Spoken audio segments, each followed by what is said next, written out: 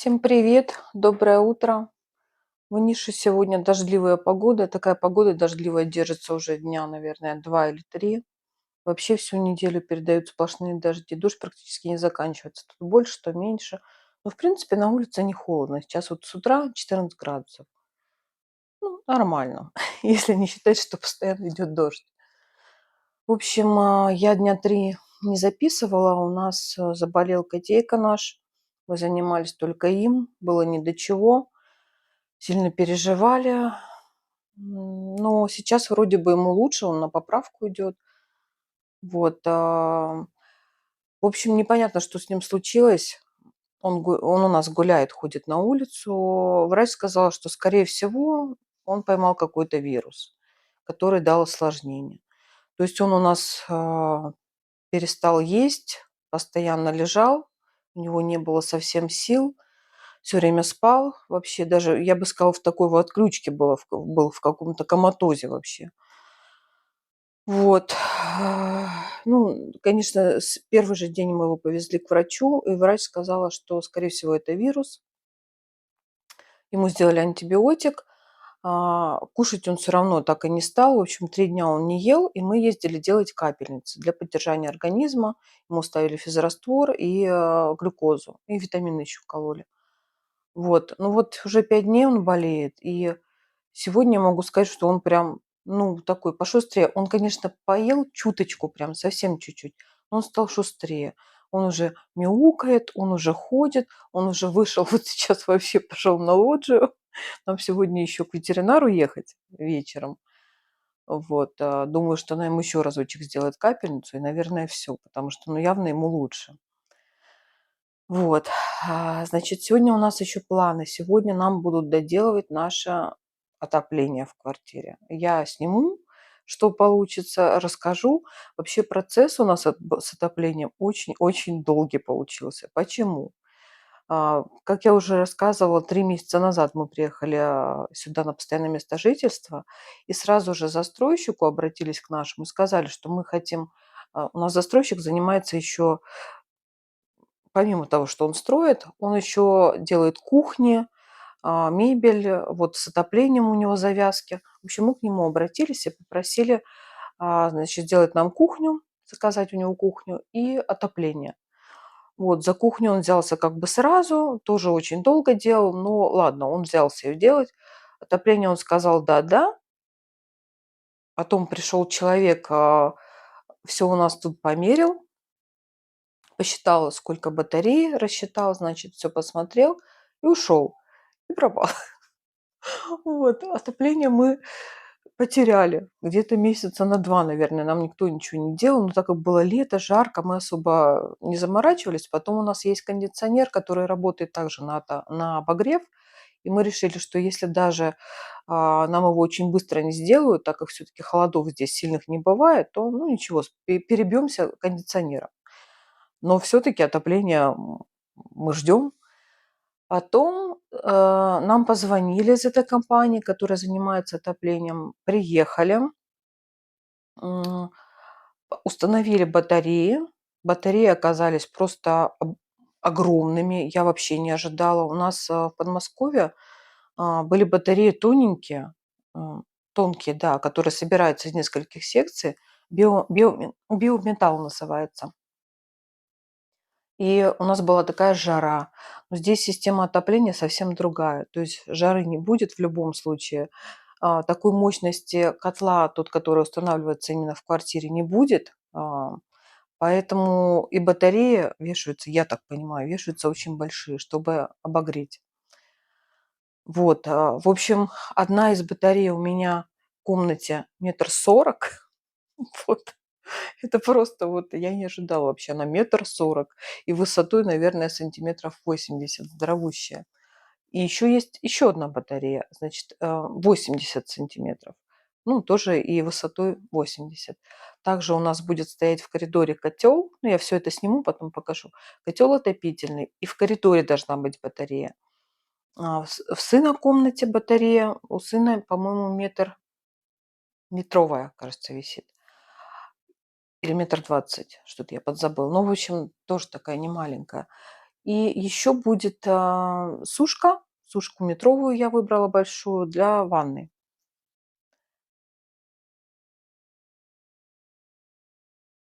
Вот. Значит, приехали, как я сказала, приехали с компанией месяца через 2, привезли батареи, повесили их, установили, но не подключали. Котел почему-то они решили привезти позже, то есть не за один раз все это делалось.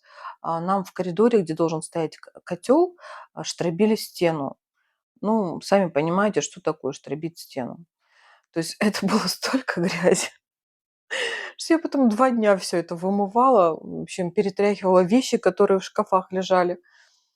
В общем, много очень работы оказалось после того, как в общем, что я хочу сказать. Мы застройщика попросили одновременно сделать и отопление, и кухню. Конечно же, по-хорошему нужно было делать сначала отопление, а потом мы уже начали бы здесь обживаться, покупать мебель, обставлять и так далее. Но нам сделали все наоборот.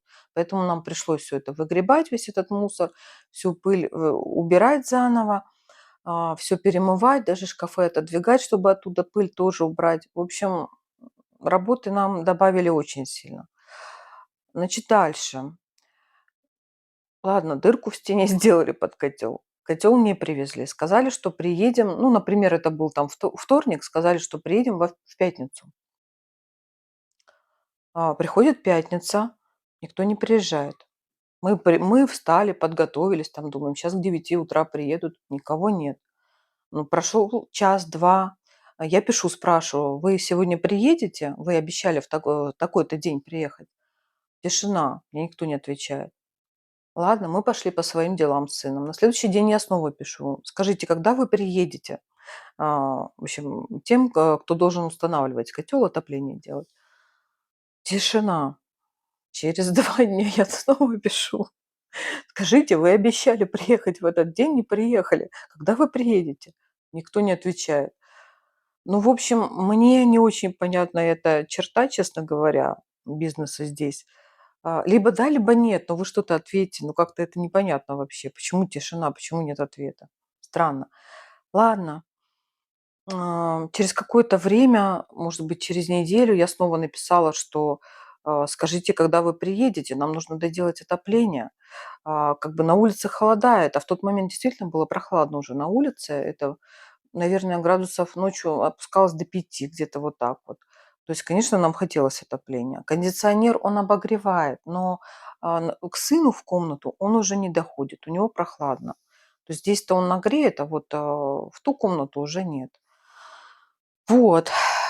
Ну, мы решили отстать от них, раз нас никто не слышит, не отвечает, мы решили от них отстать. В общем, прошло, наверное, недели 3. Ну да, недели 3. Утром в 8 утра раздается звонок в дверь без предупреждения, без ничего. Я подошла, посмотрела в глазок, какой-то мужчина, разбудила сына, говорю: "Иди посмотри, спроси вообще". Ну, так как он разговаривает, а, и по-сербски может, и по-английски. Оказалось, что это приехали доделать отопление. В общем, какие-то чудеса. Это настолько странно, мне вообще непонятно, как можно без предупреждения просто перед фактом поставить через 3 недели, когда обещали приехать через там 2 дня. Вот у нас остались еще камни от той стены, которые штробили, то есть 3 мешка больших камней, которые стояли все эти 3 недели, не в коридоре, слава богу, их вынесли в подъезд, но в подъезде тоже это, ну, не очень красиво как бы, и перед соседями неудобно. Вот, их хотелось бы убрать, но мы их не можем вытащить, они сами их должны вывести, потому что на нашу мусорку нельзя такие вещи выносить. То есть сами работники должны были забрать эти. Вот такого размера огромного у меня батарея. Неожиданно, 1,40 м.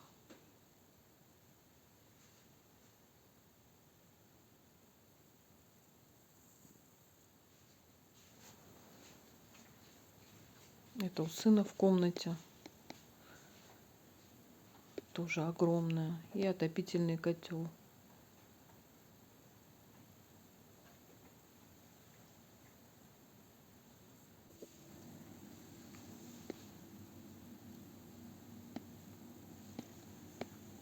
Это вот такую дыру нам сделали в коридоре штробили для установки котла, электрокотла.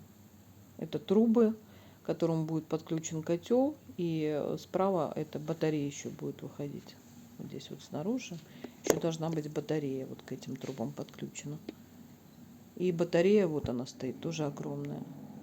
Это сушка ванны. Я взяла метровую, можно было там поменьше, даже побольше, еще 1,20 м была.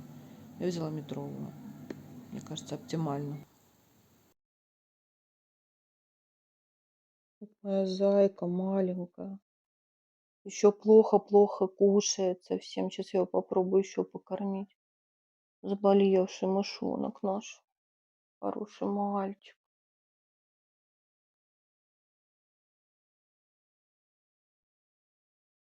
Вот так вот мы с катетером на лапе запрыгиваем на холодильник. Вот, так что надеюсь, что идет уже на выздоровление дело. Вон у него в лапке катетер. Но не ест все равно практически ничего вообще. Чуть-чуть подойдет, кром полежит. Вот, вчера там, ну, маленькие кусочки мясика, курочки отварной скушал, прям чуть-чуть совсем, и на том все. И насильно я ему йогурт заливала, пару шприцов вчера. Всё, не хочет ничего.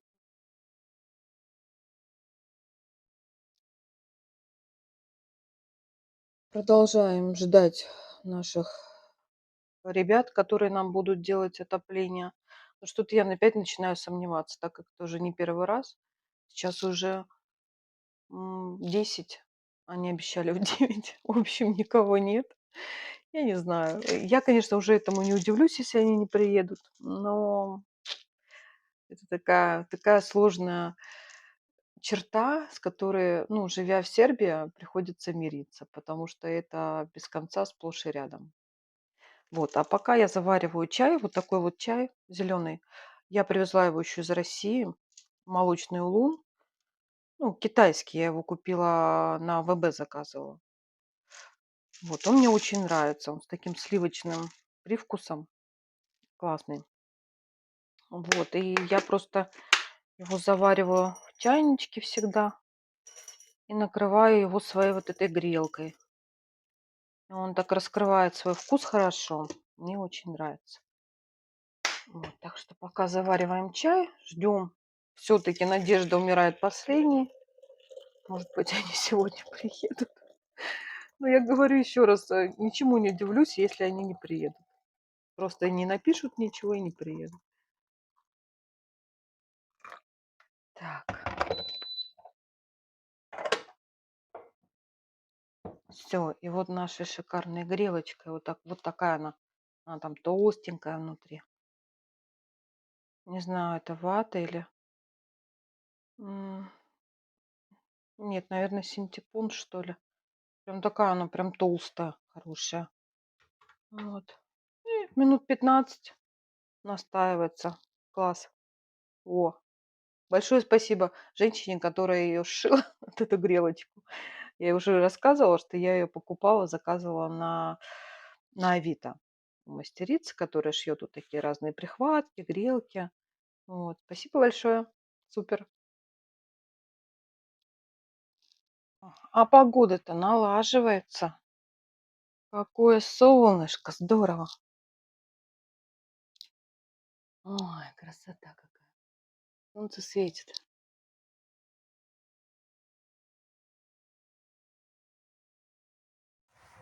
Я опять побежала в магазин за хлебом. В общем, время 12 час. По отоплению к нам так никто и не приехал, как я и предполагала уже. Это прям становится уже вполне, вполне, можно это предположить вполне. Вот. Котейка наш ест очень плохо. Сейчас опять пришлось его покормить из шприца йогуртом. Он себя вроде бы чувствует лучше, ходит, все, ведет себя нормально. Но кушать так и не начинает по-хорошему. Вчера он буквально 3 кусочка мяска съел маленьких, и все. Сегодня не ест опять. Ну, посмотрим, что будет дальше. В общем, покормила его опять из шприца йогуртом. Все, я побежала в магазин. Сегодня мне еще нужно, я буду сегодня рисовать. Нужно на это оставить время, потому что я бегаю, третий день не могу начать рисовать. Да, конечно, в нише осень, но снова светит солнышко и красота.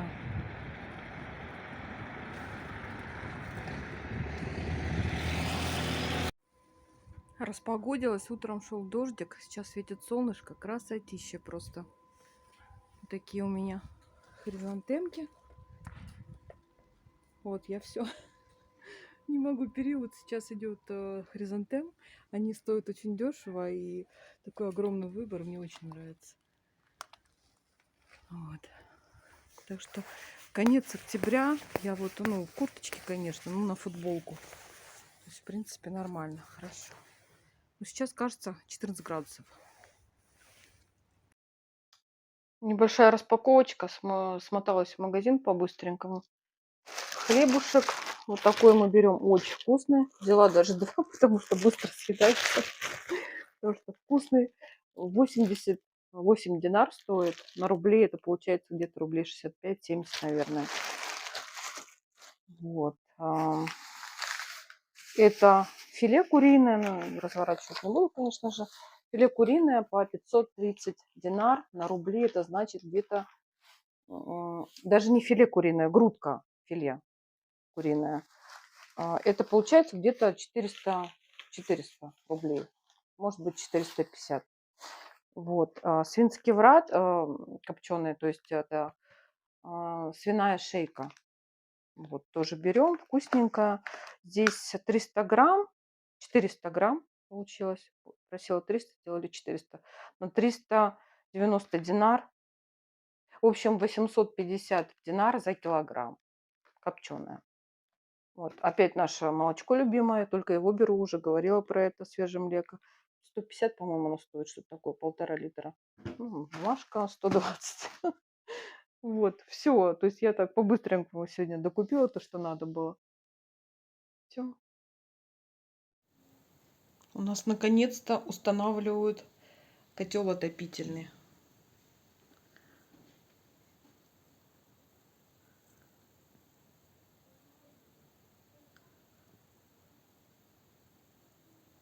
Сегодня до нас все-таки доехали ребят по установке котла электрического. Но снова не все. Поставили только котел, причем поставили его проблемно. Ну в каком плане проблемно? Оказалось, что он целиком туда не влазит. Потому что соседский котел уже мешает, был установлен первым, а наш вторым. А оба они не помещаются. Поэтому наш вот так вот будет торчать. Ну здесь, конечно, обещали закрыть чем-то. Вот эти зазоры все. Но все равно он должен был быть заподлицо вот этим краем. То есть где-то на 5 сантиметров ближе к стене. Было бы красиво и меньше места бы занимал. Ну вот не влазит. В общем, вот так вот. И опять же все не подключили до конца. Батарея он как стояла, так и стоит. Вот это все не доделали. Поставили только котел. И когда теперь приедут в следующий раз, даже не назвали дату. В общем, у нас долгая эпопея с отоплением в квартире. Не знаю, когда закончится.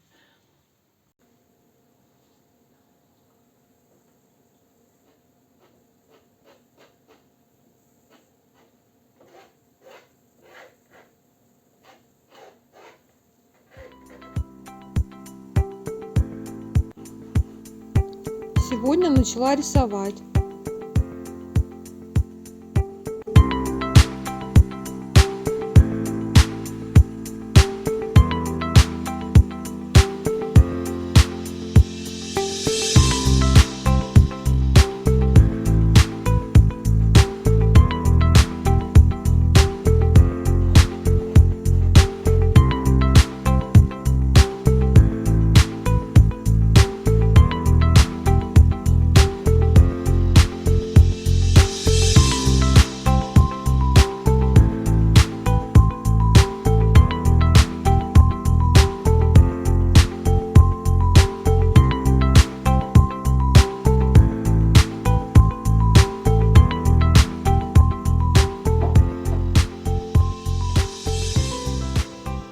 У нас еще какое-то упражнение, да, было? Там на 50-й странице. Преподне учениці у школі. Преподне. Что такое преподне? Дополудня. А, точно, мы же писали это. Да, преподная. До полудня ученицы находятся в школе. А почему ученицы или ученики? Ученицы находятся в школе. В множественном числе будет мужской род окончания има, женский ама. Если заканчивается на и или има, то будет меняться г на з, х на с. Все, я все научила. О, браво, браво! Месяца януар, януар, януар, януар. Понятно? Январь, януар. Читается. Януар. Кто-то? Януар. Январь. Февраль. Февраль. А вот, кстати, да, как Е должно читаться. Февраль. Февраль. Февраль. Март. Апрель. Апрель. Май. Май. Июнь. Июнь. Июль. Август. Август. Прям четко как по-русски. Август. Септембр. Септембр. Странно. Вот надо завтра ее спрашивать. Правда ли, что и и Е читается по-разному в разных этих вариантах? Например, сентябрь, как правильно? Так, надо завтра спросить. Как осте? Как дела у вас? Как оси? Как оси? Как оси? Как дела у тебя? Как осте? Как оси? Хвала нисам лоша. Лоша. Спасибо, неплохо. Лоша. Не сам лоша. Не знаю. Хвала нисам лоша. Хвала нисам лоша. Ну, здесь пишется и на это. Подожди. Ну да, пишут сначала кириллицей, потом тут же написано латиницей и по-русски. Хвала нисам лоша. Хвала нисам лоша. Спасибо, неплохо. Хвала нормально. Хвала нормально. Нормально. Так и пишется прям. Нормально. Пакао да вам кажем. Пакао. Пакако. Како да вам кажем. Да како да вам кажем. Пакако да вам кажем. Пакако да вам кажем. На латинице. Да как вам сказать. Да как вам сказать. Пакако да вам кажем. Пакако да ти кажем. Пакако да ти кажем. Да как тебе сказать.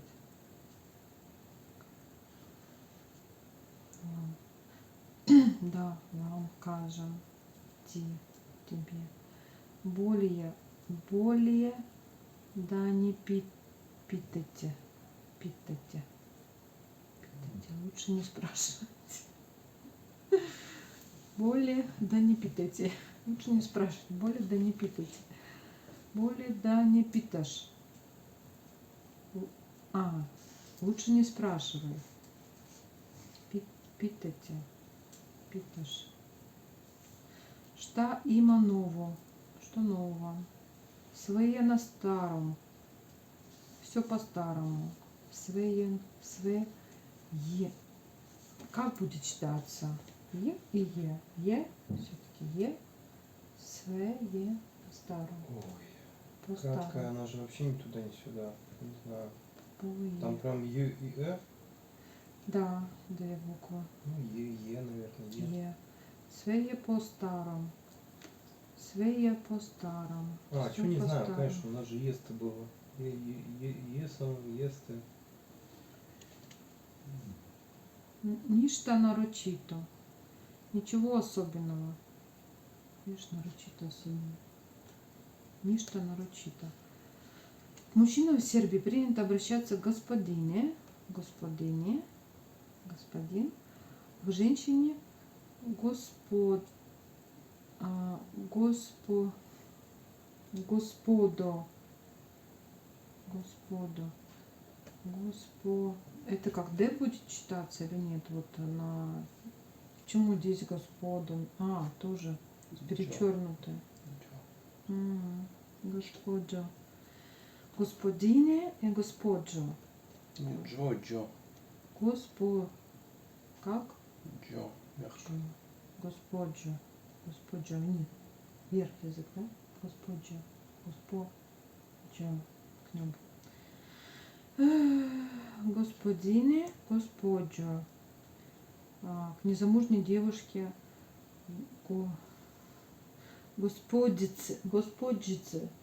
господице.